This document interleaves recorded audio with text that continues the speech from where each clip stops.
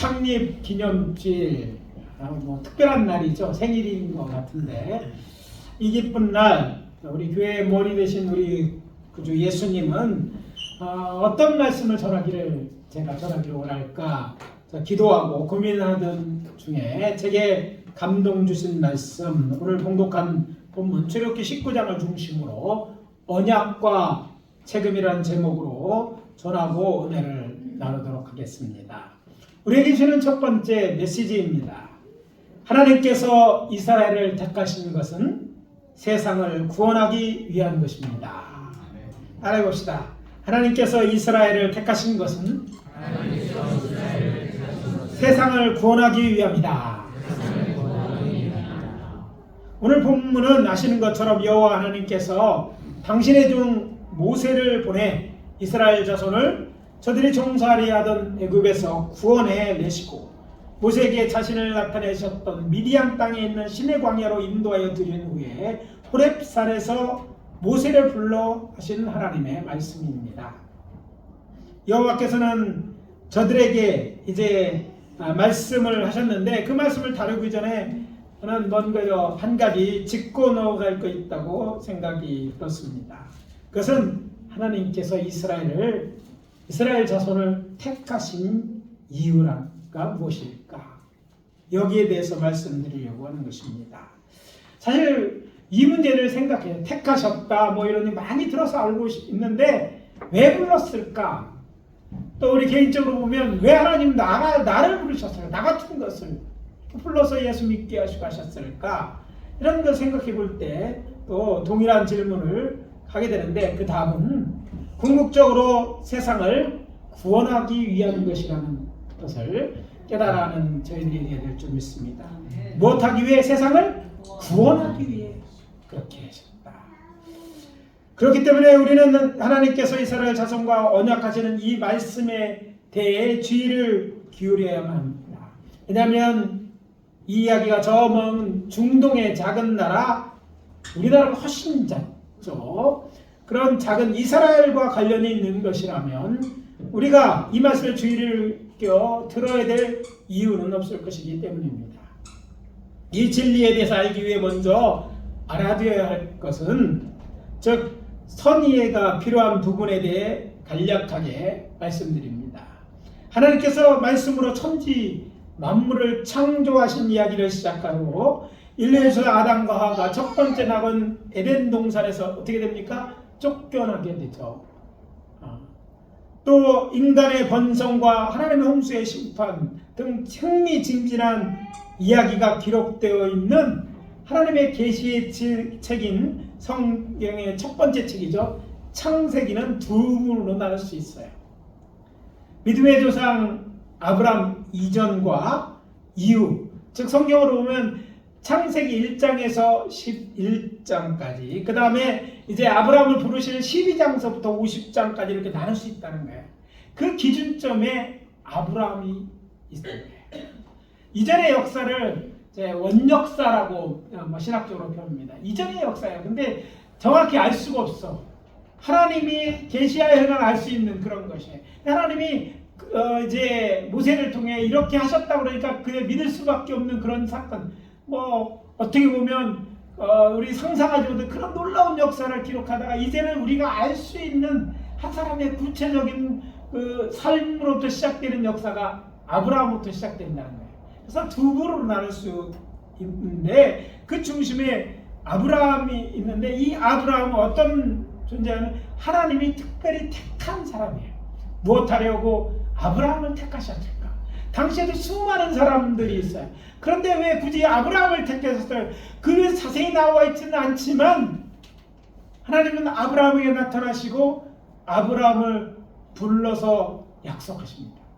아니 내가 너를 큰 민족으로 이루었다며 이 갈대아우를 따라 내가 지시하는 땅으로 가라고 얘기하신 거예요. 이 사람이 중요한 것은 여호와께서 그를 택하심으로 하나님께서는 인류 구원을 위한 당신의 계획을 이제 구체적으로 실행에 옮기기 시작하였기 때문에 아브라함이 중요한 거예요. 그러니까 아브라함 우리와 관련이 있는 거예요.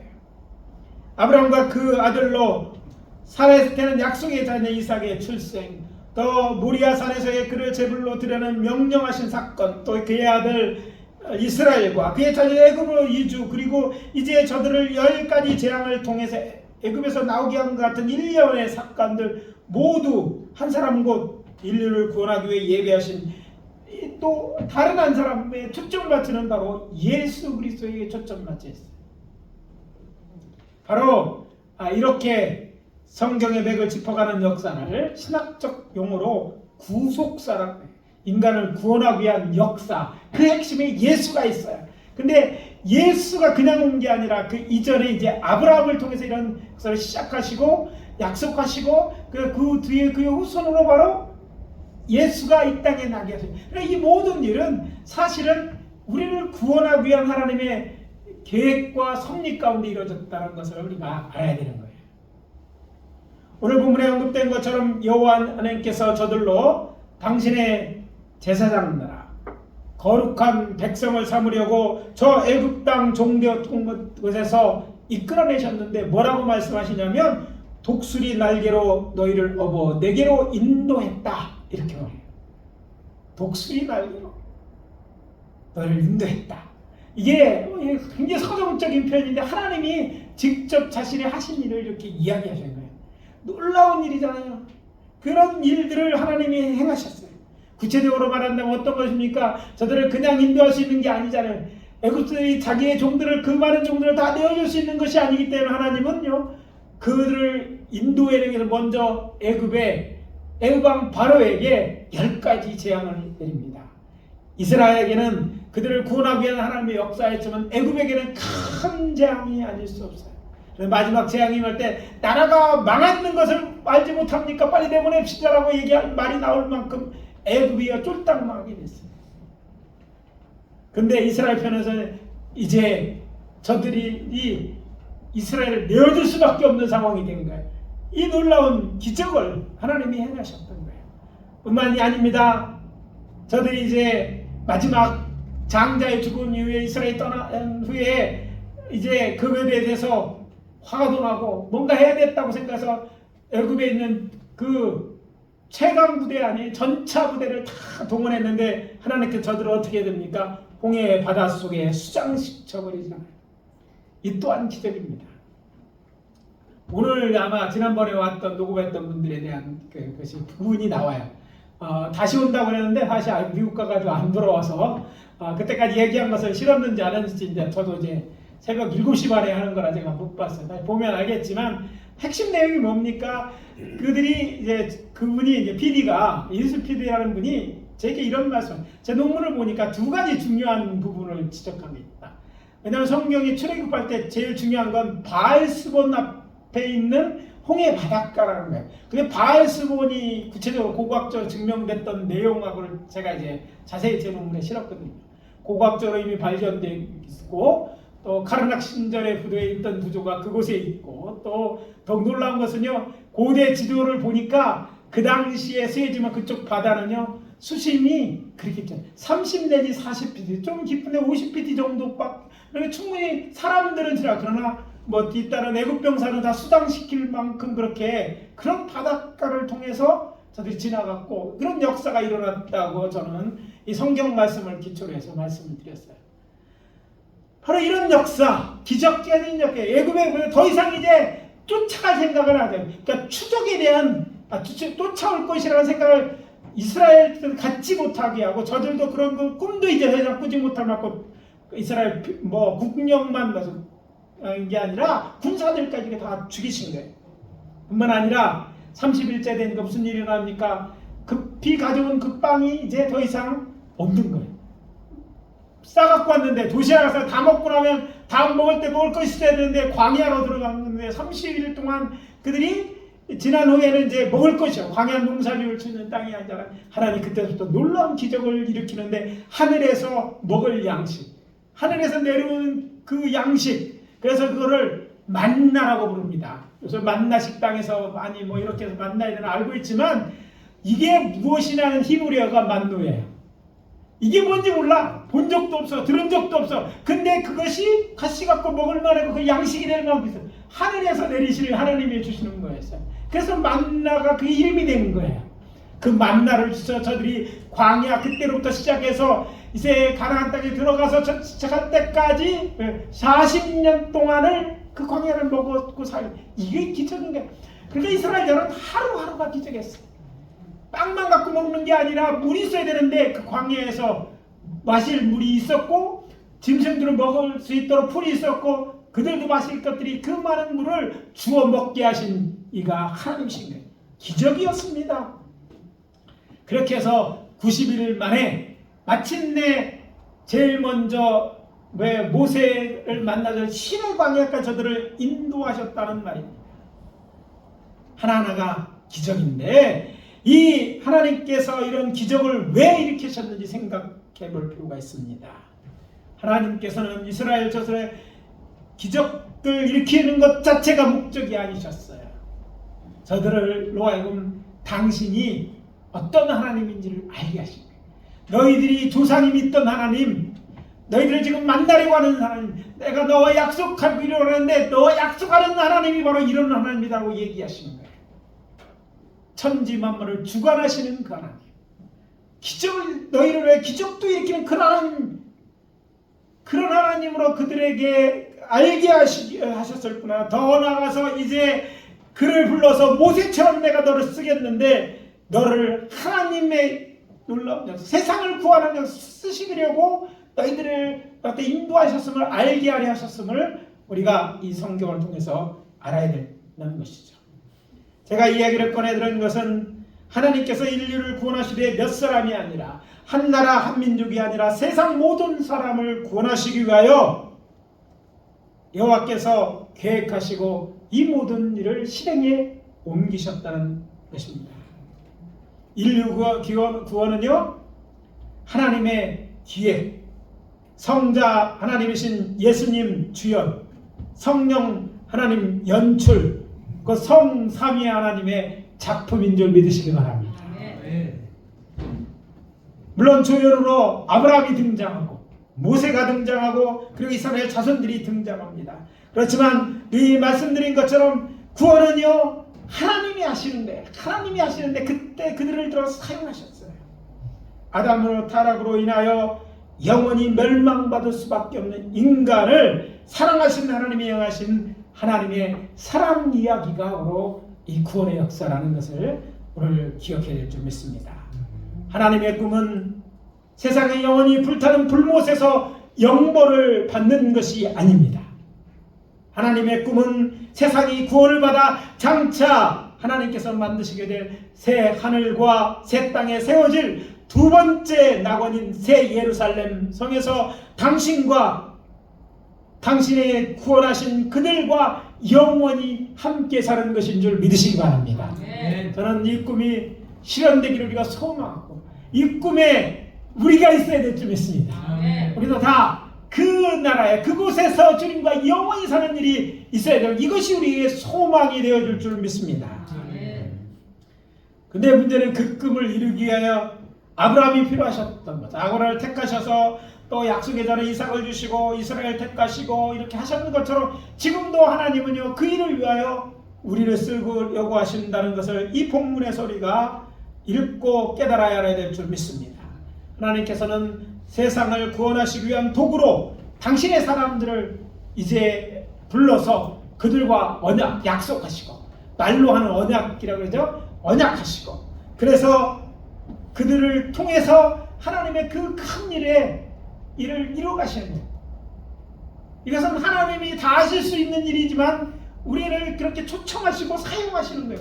그리고 그렇게 그런 우리들에게 상을 주고 그런 우리들이 당신이 기뻐하는 일에 동참시키기 위하여 이 일을 하신다는 사실을 우리가 알아야 될 줄 압니다.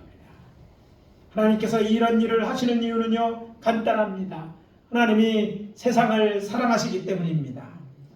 요한복음 3장 16절의 말씀은 하나님이 세상을 이처럼 사랑하사 독생자를 주셨으니 이는 그를 믿는 자마다 멸망하지 않고 영생을 얻게 하려 하심이라고 말씀이 있어요. 여기서 우리가 놓치지 말아야 할 것은 하나님이 세상, 즉 세상 모든 사람을 사랑하신다. 거기에 우리가 있고 지금 우리 주변에 있는 사람들이 있습니다. 저들도 아직 예수 믿지 않는 사람은 저들도 구원받기를 원하는 거예요. 그리고 그 일을, 하나님의 일을, 하나님의 양자된 우리도 해주기를 원해서 우리를 부르시고 우리가 약속하시는 거예요. 그래서 이제 결론만 말씀드리면, 여호와 하나님께서 이스라엘을 택하신 것은 세상을 구원하기 위한 것이라는 것이고, 아울러 그 놀라운 일에 하나님의 자녀된 우리도 함께 동참하기를 원하고, 그래서 그 구원하는 일을 지금도 하고 계시고, 계속해서 주님 이제 이 세상을 심판하실 그날 때까지 계속해 나가기를 원하신다는 사실입니다. 그래서 말씀드립니다. 우리 주 예수 그리스도께서 명하신 대로 땅 끝까지 이르러 복음의 증인이 됩시다. 하나님의 택하심을 깨달아 알고 하나님의 말씀을 잘 듣고 하나님의 언약을 지키며 구원의 도구로 살아가시는 저와 여러분 되어주시기를 예수 그리스도의 이름으로 축원합니다. 두 번째 우리에게 주시는 메시지는 이것입니다. 영원한 구원은 하나님의 언약을 지키는 자에게 주어집니다. 따라해봅시다. 영원한 구원은 하나님의 언약을 지키는 자에게 주어진다. 하나님의 세상을 다 구원하시기를 원하지만 다 구원을 받는 게 아니라는 거예요. 어떤 자가 구원을 받느냐? 바로 하나님과 약속한 그 약속을 지키는 자만이 구원을 받는 거예요. 여러분, 하나님은 다 사랑하셔, 다 구원받기 원하셔요. 그럼에도 불구하고 하나님은요, 어떻게 구원받기를 원하는 것이 아니라 구원받고자 하는 그 열망이 있고, 또 구원받기 위해 하나님이 명령하신 것들을 지키는 자에게 주신다는 거예요. 하나님께서 내가 너희를 억압하던 애굽 사람의 손에서 건져내기 위하여 어떻게 행했는지 너희가 보았다고 먼저 말씀하신 후에 모세에게 이스라엘 자손에게 이렇게 전하라 하십니다. 다시 오늘 본문 5절입니다. 세계가 다 내게 속하였나니 너희가 내 말을 잘 듣고 내 언약을 지키면 너희는 모든 민족 중에서 내 소유가 되겠고 너희가 내게 대하여 제사장 나라가 되며 거룩한 백성이 되리라. 너희가 내 말을 잘 듣고 내 언약을 지키면 무슨 말입니까? 하나님께서 말로 한 약속을 지키면 여호와 하나님의 소유가 되고 자신에 대하여 제사장을 내려오며 거룩한 백성이 될 것이라는 약속인 것이죠. 그러니까 여호와 하나님께서는 저들을 당신의 소유로 삼고 자신에 대하여 제사장 나라게 되게 하고 거룩한 백성이 되게 하려고 저들을 애굽에서 이곳까지 인도하여 내셨다는 것입니다. 여호와 하나님의 약속은 한마디로 너희를 나의 소유로 삼게 주겠다는 것이고 또 나의 백성이 되게 해주겠다는 것이에요. 참고로 이때까지 하나님의 나라에 대해서 아직까지 말씀하지는 않았지만 이후 선지자들의 말씀을 통해서 우리가 확인해 보면 예수 그리스도를 통해서 확실히 영원한 구원을 의미하는 것은요, 하나님은 영원히 살아계신 곧 영존하신 하나님이시기에 그의 백성이 됐다는 것은요, 영원한 구원 곧 영생을 얻어서 거룩하신 하나님과 영원히 살게 될 것이라는 말입니다. 제21회 국회의원 선거 4월 5일서부터 6일 이미 사전투표가 시작됐습니다. 이 자리에 계신 분 중에서 이미 투표하고 계신 분도 계실 거예요. 저도 5일날 새벽 예배 끝나고 가서 이제 미리 갔다 왔습니다. 보니까 여기는 가수원동인 행정자치센터 가면 되더라고요. 우리 같은 민주주의 국가는요, 이렇게 투표를 통해서 지도자를 선출합니다. 때문에 국민의 한 사람으로서 4월 10일 투표일이죠. 그때 우리는 어느 당이 되었든지 사람을 택해서 지역을 대표하는 국회의원 또는 어떤 곳에서는 자치단체의 장으로 세울 것입니다. 이렇게 우리가 어느 당을 지지하든지 아니면 우리가 어떤 어디에 속한 사람들 드러내게 될 것입니다. 그런데 오늘날 우리가 알고 있는 민주주의 선거 방법을 자세히 들여다보면 결국 선거에 출마하는 후보가 어떤 사람이고 또 앞으로 무슨 일을 할 것인지 약속을 믿고 한 약속을 믿고 그들을 선택한 것임을 알 수 있습니다. 물론 나중에 뭐 속았다는 생각이 들게 하는 후보들이 없는 게 아니라 있는 게 아니라 아주 많아서 걱정이지만 아무튼 약속을 믿고 찍는 거예요. 물론 뭐 약속은 상관없다. 내가 지지하는 사람이 있으면 뭐 어떤 당을 믿는다. 이렇게 찍는 거예요. 어떤 신념을 믿거나 그래도 찍으면 나한테 유리겠지. 찍는 사람도 있긴 하지만 결국은요.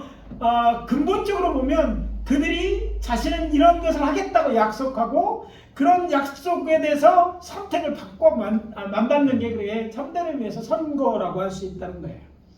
오늘 본문으로 돌아가서 이스라엘 자손은 하나님의 종 모세를 통하여 하나님 말씀을 전해 들은 저들은 응답합니다.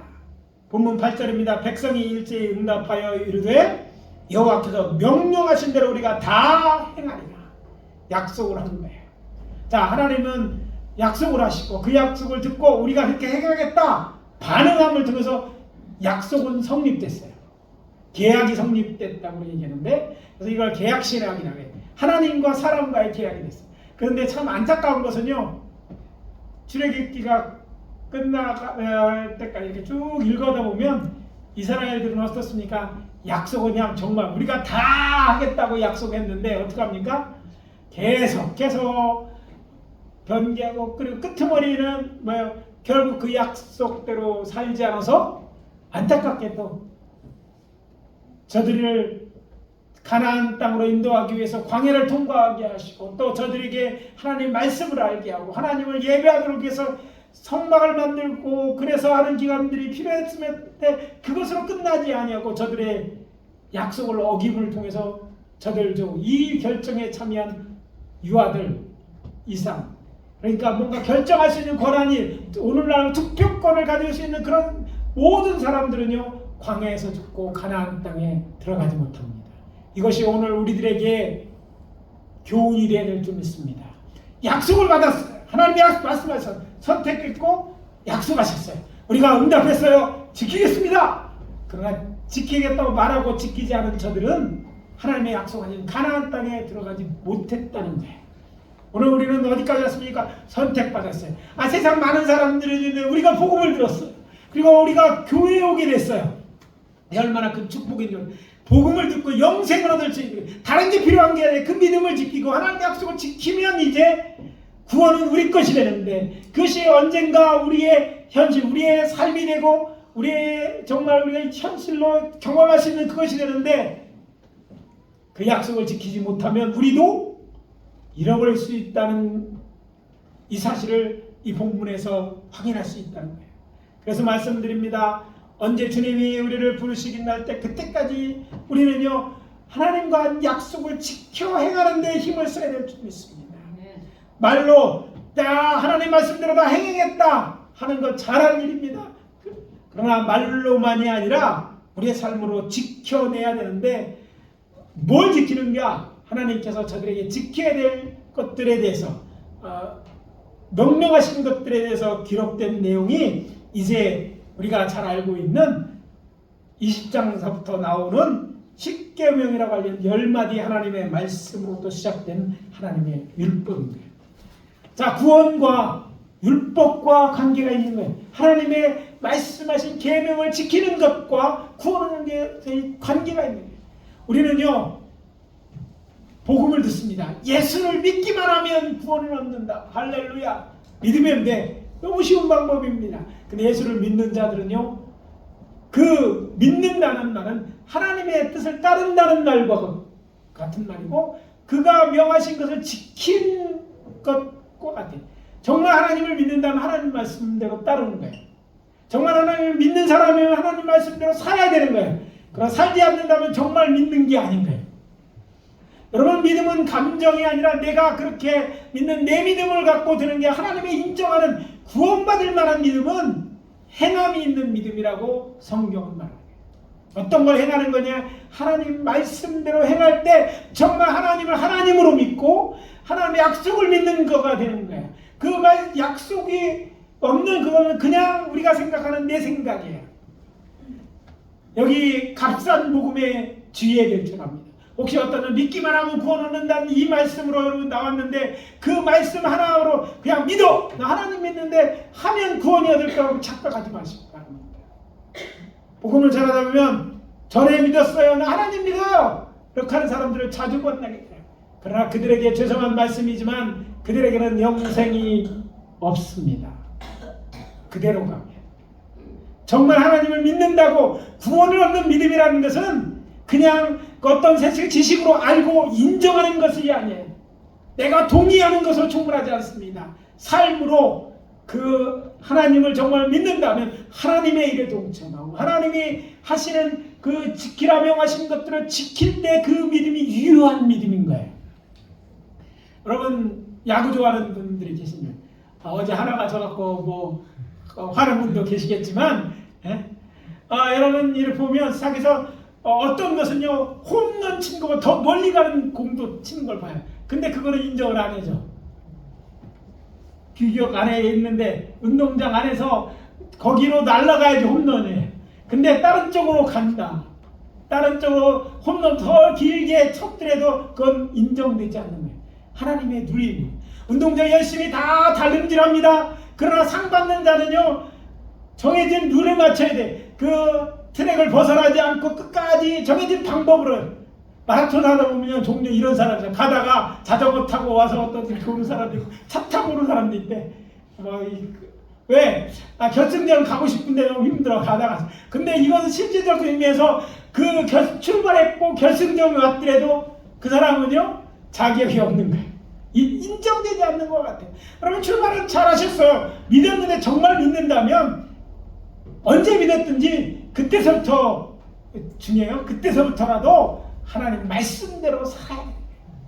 이것을 교훈하시는 거예요. 성경은 그것들을 보고 알라고 이 말씀을 주신 거예요. 물론 이야기로 되어 있고 그런 것을 자세히 이렇게 풀어 설명되어 있지 않지만 그것들을 통해서 우리는 깨달아야 돼.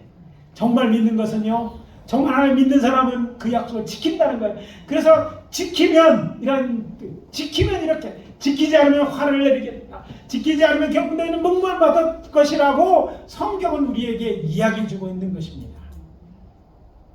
여러분 예수 믿음으로 여러분은 거룩한 백성이 되었다고 믿습니까? 여러분은 정말 제사장처럼 여러분이 다른 사람을 기도하고 또 저들을 인도하는 데 사용되는 진짜 거룩한 제사장 같은 역할을 감당한다고 믿습니까?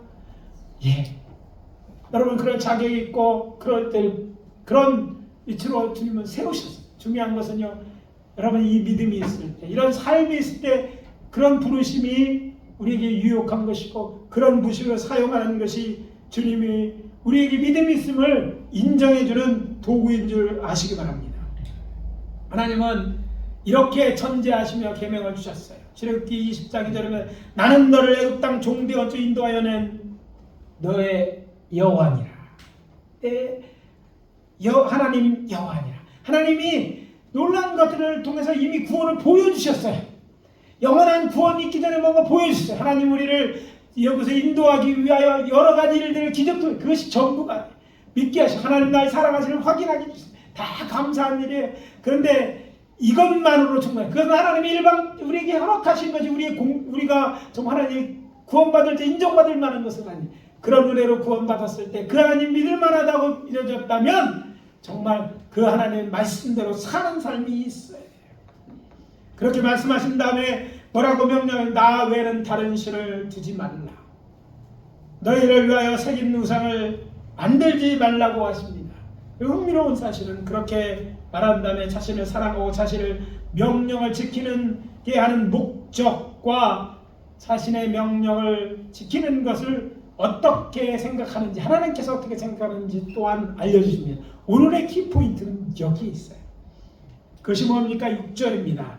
나를 사랑하고 계명을 지키는 자에게 천대까지 은혜를 베푸느니라. 천대까지 무엇을 베풀어요? 은혜를.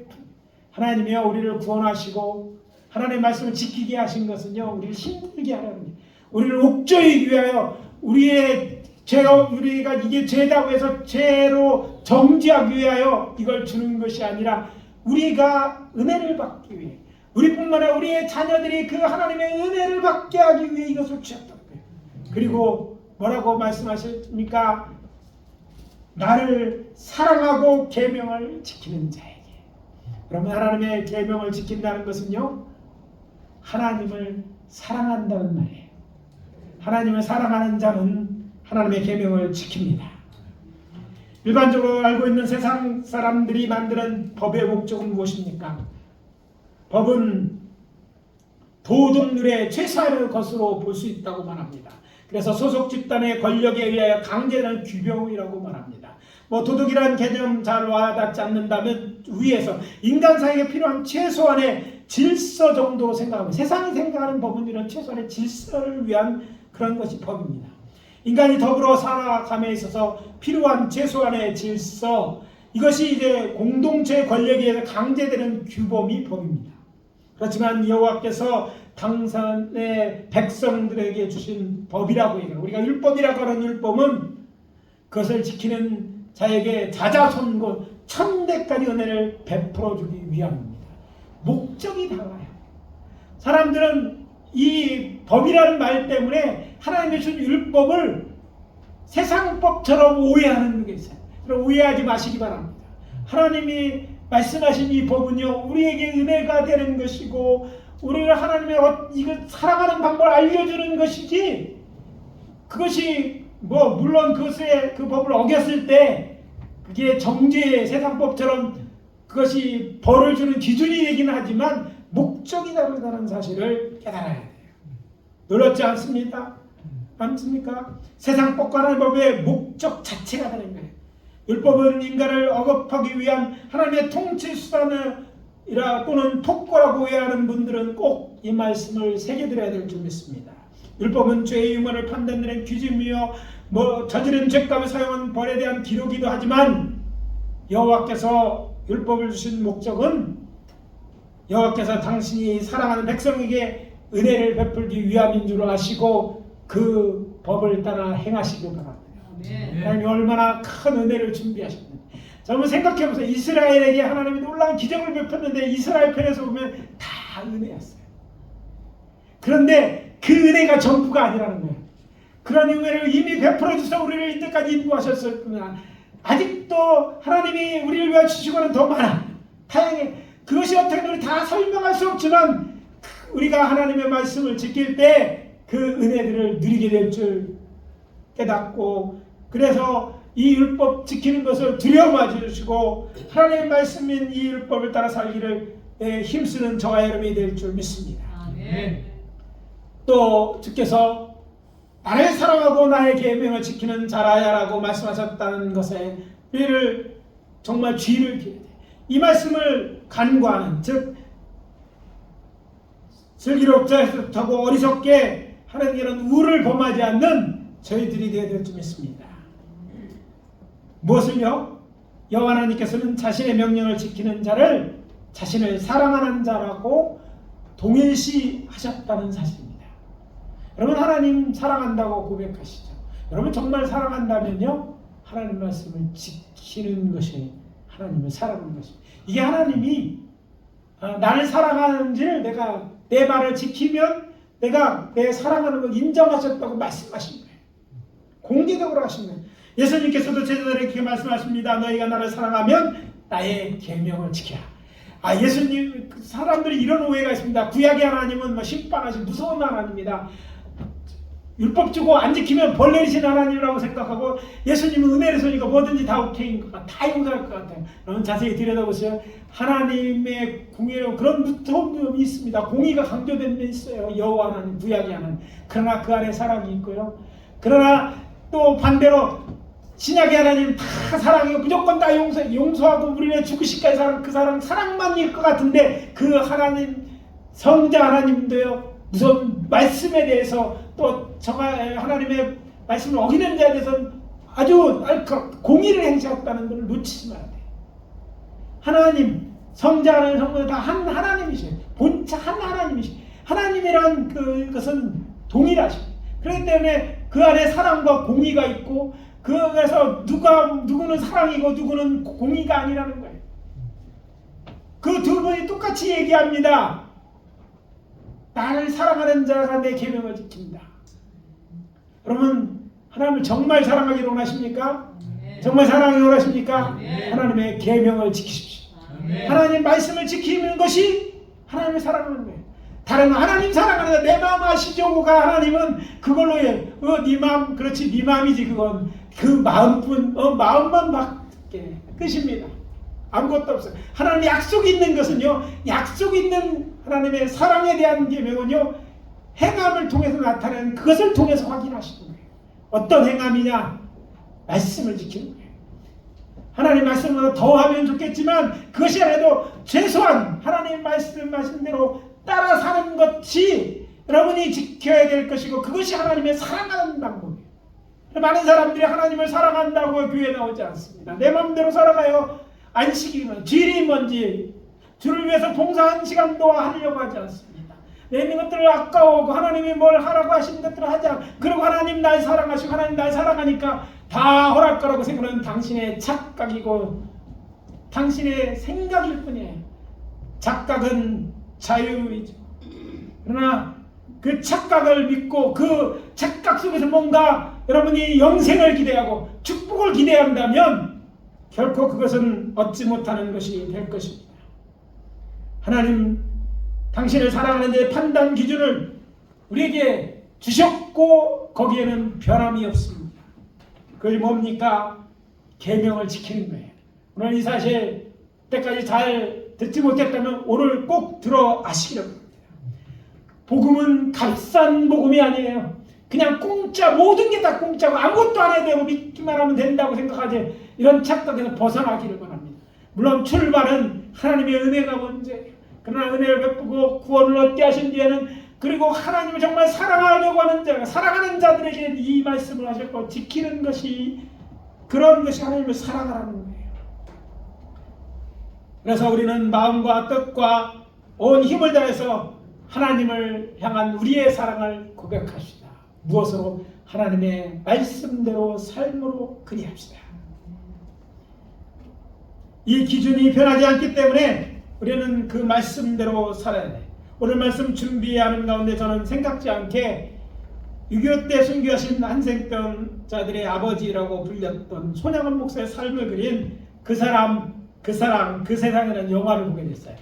이 스마트 TV를 이번에 해놓고 보니까 밥 먹으면서 그 유튜브 이렇게 나와 있고 뭐 이렇게 있는데 이게 딱이네. 누구에 대한 얘기지? 영화가 나왔다는 얘기는 들었는데 본 적이 없기 때문에 내가 보게 됐어요. 근데 거기 내용을 보게 됐는데 이런 내용이 나와요. 아버지가 죽어가면서 자신에게 너는 목사가 되었으면 좋겠다라는 유언을 듣게 되는 한 사람이 등장합니다. 그 사람은 누구냐면 손양원 목사가 자신의 두 아들인 동인이 동진이를 죽인 청년을 양자로 삼잖아요. 바로 그 사람이 자신의 아버지라는 것을 알게 됩니다. 그래서 이제 기록을 뒤져보니까 정말 그 기록을 보니까 자기 아버지의 이름이 나오는 거예요. 충격을 받습니다. 여태까지 살아온 거 내가 살았는데 자기가 그러면 살인자의 아들이라는 거예요. 아버지는 그 살인자는 주홍구 씨를 무게를 손양원 목사를 순교하신 뒤에 이제 두 아들 먼저 죽고 손양원 목사를 순교하시잖아요. 그리고 나서 아버지가 살았을 때는 그걸 위해서 그걸 감당했는데 죽고나니까 견디지 못해서 목사는 되지만 목사의 사역을 못하고 이제 그가 죽어가면서 아들에게 그것을 부탁한 거였어요. 그러면서 그가 이제 그러니까 손양원 목사의 양손자가 되겠죠. 이 안경상무 사람이 그래서 손 목사의 딸 동이라는 그분, 그때까지 살아있는 그분과 애양을 시키고 선교사의 증언을 통해서 손 목사의 발자취를 쭉 뒤져나가는 것이 바로 그 영화의 내용이었어요. 감격했는데 영화 중에 어떻게 자신이 죽인 아들을 양자로 삼으실까 많은 사람들이 생각합니다. 정말 이거 정말 쉬운 일이 아니잖아요. 죽음보다 강한 사랑이었다 뭐 이런 얘기를 막 하긴 하는데 어떻게 손양원 목사는 그렇게 할 수 있었을까? 근데 거기에 키가 되는 내용이 나오네요. 그걸 보고 놀랐어요. 딸들도 다 뭐 특히 동이가 막 반대. 아니 어떻게 오빠 죽인 그 사람을 뭐 아들로 삼는다 이게 이해할 수 없잖아요. 근데 이렇게 뭐 엄격하게 얘기하거나 유품이 도착해서 그것을 보며 울고 있는 아버지. 그러면서 나중에 이제 그가 뭐라고 얘기하냐면 순전히 원수를 사랑하는 하나님의 말씀에 순종하기 위해서 그랬다는 얘기를 듣게 됩니다. 여기에 제게 충격했어요. 하나님의 말씀을 지키는 것이 얼마나 어려운지 정말 뼈저리게 싫고 나라면 그렇게 할 수 있었을까 하는 생각이 스쳐갔습니다. 그런데 놀랍게도 그런 생각이 스쳐갔는데 제 속에 제가 이렇게 중얼거리고 그래 하나님의 말씀이니까 따라야지. 나는 하나님의 사람이니까. 아마 손양한 목사님도 그랬을 것 같아요. 예뻐서 뭐 미래를 보고 뭐가 되기 위해서 그렇게 하면 이런 생각이 아니라 단지 그는 하나님의 종으로서 하나님의 말씀대로 따라 살려고 했어요. 근데 하나님의 말씀이 원수를 사랑하라고 하니까 그런 사랑하는 것이 저를 내버려 죽을 수밖에 없으니까 저를 살려서 저를 살게 하려면 양아들을 삼아서 정말 이렇게 해야겠다는 그런 아들처럼 사는 이런 마음이 그에게 있었다는 얘기를 듣게 됐어요. 주님께 제가 말씀대로 살게 해달라고 기도하면 하나님께서 분명히 혹시 같은 결혼에 힘을 주실 거라면 아마 손 목사는 그런 힘을 주셔서 가능했을 거라고 믿습니다. 이렇게 연약한 죄이지만 용감하게 여호와 하나님이 오늘 말씀을 통해 저는 사랑하는 성도님들에게 도전합니다. 입술로만 하나님을 사랑한다고 말하는 것, 마음으로 사랑하는 것, 그러면 충분하지 않겠냐는 생각은 이제 쓰레기통에 버리십시오. 나가다 보면 쓰레기통에 다 버리고 가셔야 하고, 이것은요 속이는 자인 사탄이 여러분에게 심어놓은 거짓말이에요. 그래서 거짓말에서 나온 여러분 착각을 가지고 신앙생활하지 마시기 바랍니다. 나중에 땅을 치고 후회하지 않기 위해서 그리하라는 거예요. 못 지키는 핑계될 궁리 이제 그만하십시오. 핑계는 핑계일 뿐입니다. 하나님은 공의로 우리를 심판하실 것이기 때문입니다. 그때 가서 후회해야 소용이 없습니다. 모든 것은 때가 있다는 전도서 3장 말씀을 기억하십시오. 나중에 잘하겠다. 내가 이제는 못해. 이제는 하나님을 용서도 못하겠고 이제는 하기 힘들어. 주일날 지키는 것도 힘들어. 이렇게 이제 나중에 하겠다고. 근데 나중이 언제 온다고 여러분 자신할 수 있습니까? 다 때가 있는 거예요. 지금 못하면요 나중도 하지 못할 가능성이 더 높습니다. 그리고 한 가지 더, 우리가 제 모든 계명을 지켜야만 한다는 확실한 이유는요, 우리가 믿고 섬기는 우리 하늘 아버지이신 하나님께서 당신의 아들 예수를 죽인 원수 같은 우리를 구원하셔서 먼저 양자 삼으셨기 때문에 이런 것을 놓치지 말아야 돼요. 우리가 바로 이 소나무에서 양자된 안경선 목자처럼 그런 자였어요. 그의 아버지처럼 그렇게 예수님을 우리 때 때문에 죽였어요. 우리가 죽인 것 같은데 그를 죽인 우리를 양자 삼은 분이 하나님이시래요. 죽음보다 강한 사랑의 원조는요 우리를 하늘 아버지시. 그 사랑을 받았다면 우리는요 마땅히 그렇게 어떻게 해요? 하나님의 사랑을 받은 자로서 주의 말씀을 지켜야 된다는 거예요. 이제 오늘 말씀 마무리하면서 분명하게 말씀드립니다. 참된 신앙은 하나님의 말씀에 기초한 것이라야 합니다. 여호와 하나님을 우리 구주 예수님을 사랑하는 자는 그의 계명을 지킵니다. 그래서 권면합니다. 지금부터라도 주의 모든 계명을 지킴으로 주님부터 여러분의 사랑과 믿음이 인정받게 되시기를 예수 그리스도의 이름으로 축복합니다. 나중은 없어요. 지금 할 것 같지 못하다고요?